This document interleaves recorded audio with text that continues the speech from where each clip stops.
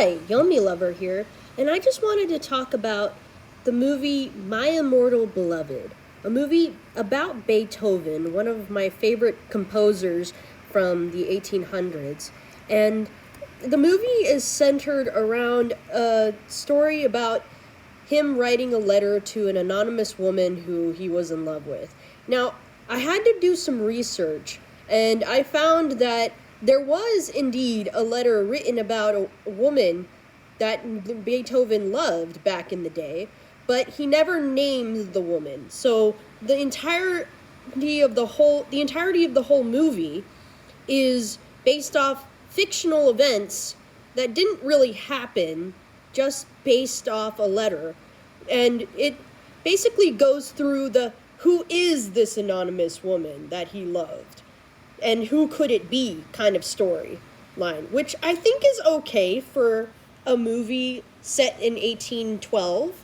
I mean, we get to understand Beethoven as a character, but we also get to understand him as a lover, which is kind of, it's kind of an invasion of his privacy, understanding that he did have love interests and he was popular.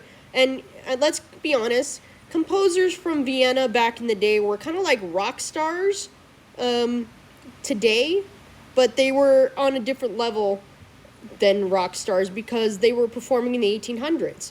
And not many people would know about you, and you would have to be known through word of letter, word of mouth, a newspaper. It was just kind of a different time and era. It's not like today where we all have our cell phones and we could message instantaneously at the push of a button, where it's just a different era.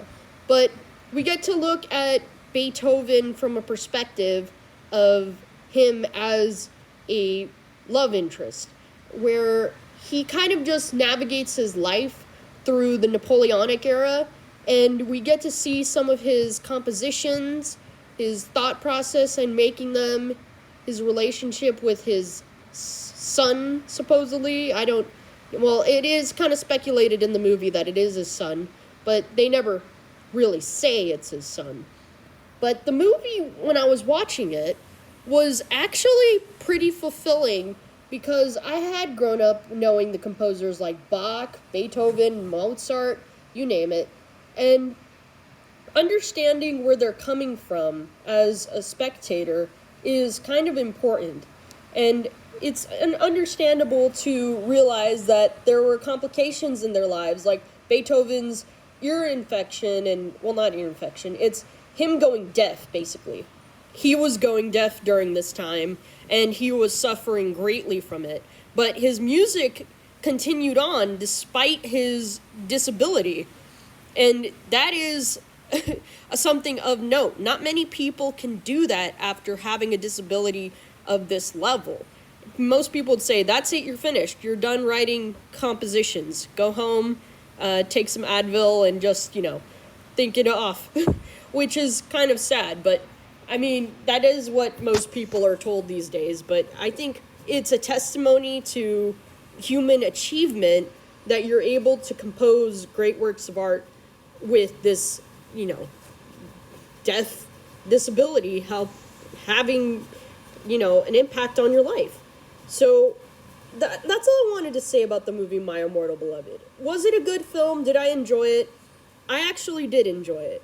And it was one of those films that you had to go back and look into very attentively. But it is based off of fictional events. It didn't actually, let's be honest, they never found the woman this letter was about. But it is based off the events of him writing a letter. And that did actually happen. So let's just, go with the movie and be like, okay, let's fantasize for a bit here. But anyways, that's all I wanted to say about My Immortal Beloved. Would I recommend it to people? Yes. Yes, I would. Anyways, that's all I wanted to say. Have a good one.